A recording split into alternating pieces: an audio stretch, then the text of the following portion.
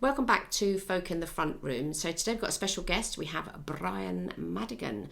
Hello Brian, how are you? And how did you get to come to Bath? I'm very good, thank you. Originally I came to Bath because my wife came here to study. But actually I nudged her that way because I had a friend here who I was playing gigs with, who I'd met in London. And he was from Bath and moved back here. So we played lots of gigs around about lots of iconic venues. The Moles, the Hat and Feather, Ashton Court Festival, the Prom, all over. So I'd already done all that on visits, and I had my eye on moving here. So I sort of persuaded my wife when she was looking for a degree that Bath Spa University would be the place. Jolly nice place to go to. Yeah. So you were in a band called The Wise Wound. I was. Right, Yeah. So tell me a little bit about that. How did you even get to be in the band to start with? The Wise Wound, I joined that via Den, who was the bass player, who was known as Rock Solid in the band. And Den, I knew from studying. We both studied music at what was then Middlesex Polytechnic, that became Middlesex University afterwards. She was on the Performing Arts course, and she was quite well known as a stand-up comedian, but also was a very good bass player. She played orchestral, double bass, and jazz and everything else. So she introduced me to Sue, and then I joined the band. Yeah. And what did you play in the band? I played percussion and flute, but I also sang, because we all sang. A key ingredient of the band was that everybody harmonised, and I think that was part of what really defined it. And it really helps to this day. I've played in countless bands, but often as a drummer.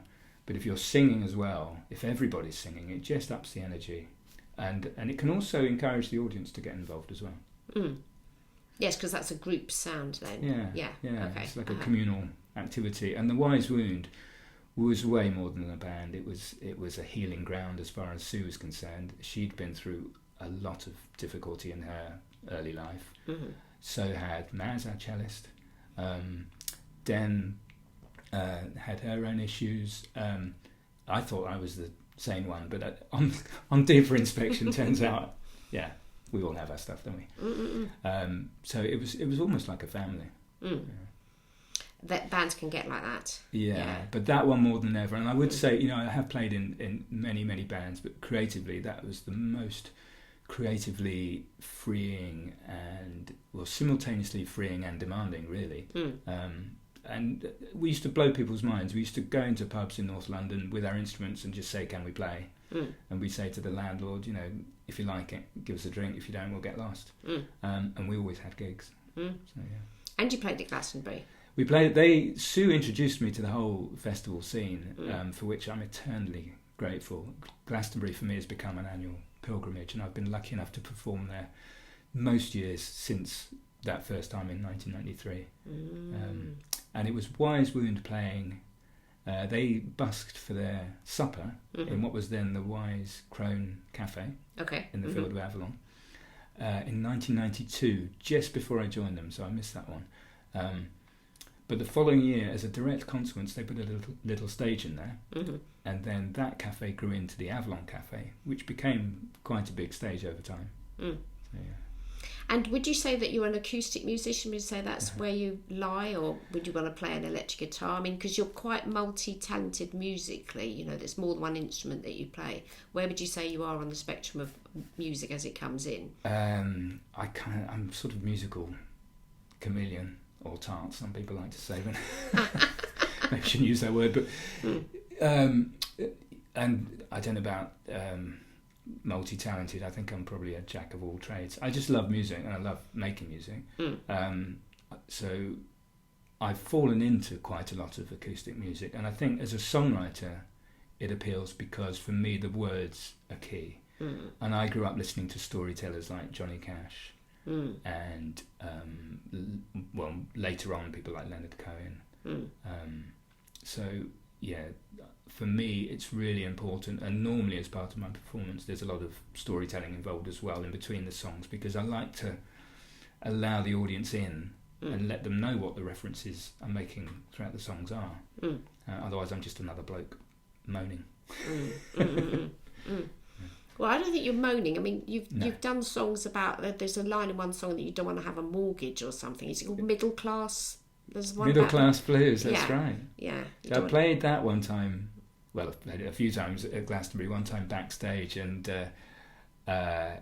somebody came afterwards and said, "Don't apologise for being middle class." So, yeah, the joke really is that, I suppose, as somebody with something to say, it almost feels like every other artist seems to have come from a really difficult background, and they wear that as a badge of honour. And it's almost like I'm not allowed to have those opinions because I did come from relative privilege.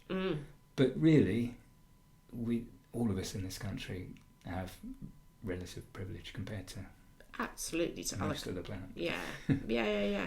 But songwriting, is that something that you enjoy as well? Because you are creative as well. I mean, you've done audio for films and theatre, and you do dance groups with kiddies and stuff. So you do physical music as well.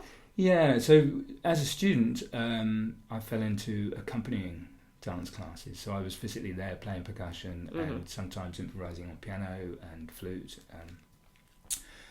But I was also composing music for dance performance, and a lot of the dance students I knew then ended up teaching of necessity to make a living.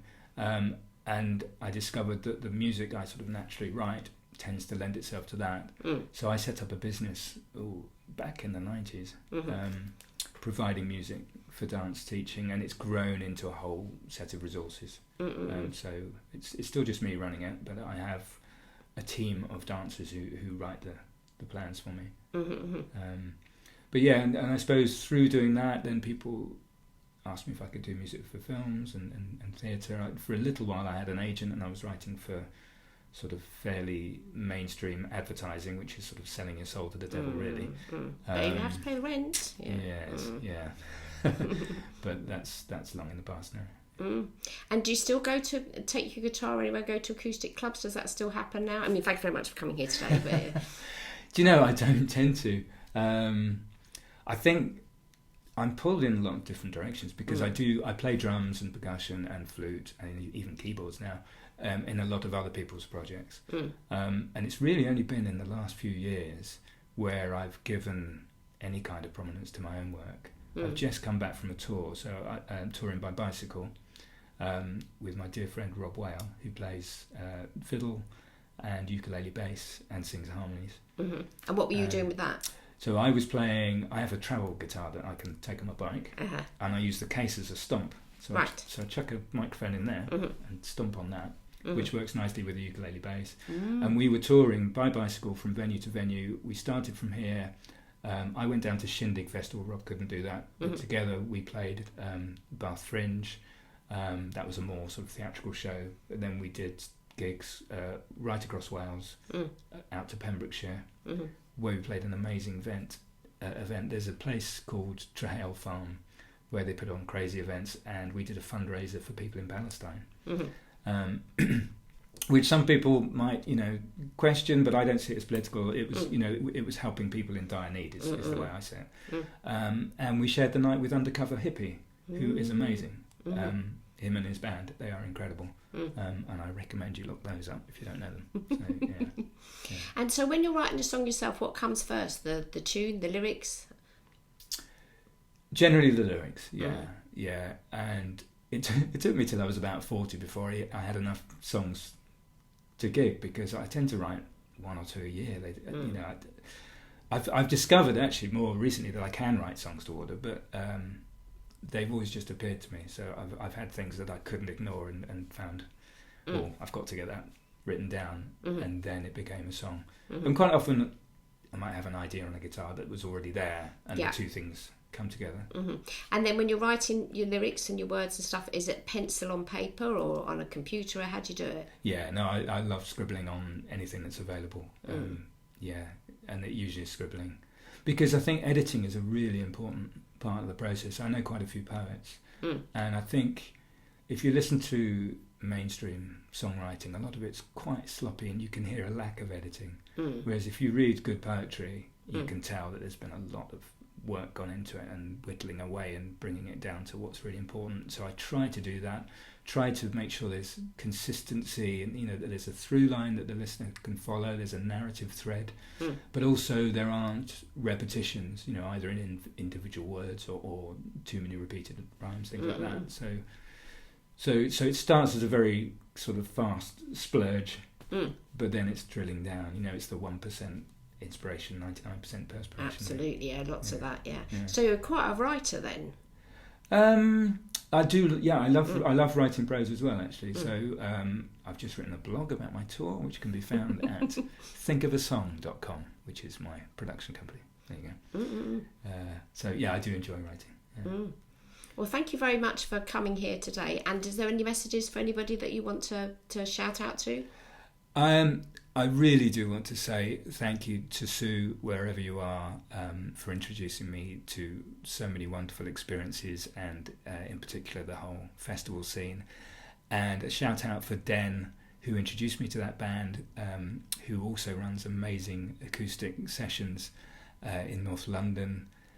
She's online as Wobby Wobbit. She can be found. Maz, our old cellist, if you're out there, I know you're out in the States now. And Sal, who lives locally, was our backing singer and dancer, really. Lives just around the corner here in Bath. So to all of you, but thanks to everybody who's been listening, and and thank you, Mary, for having me. Thank you very much for coming.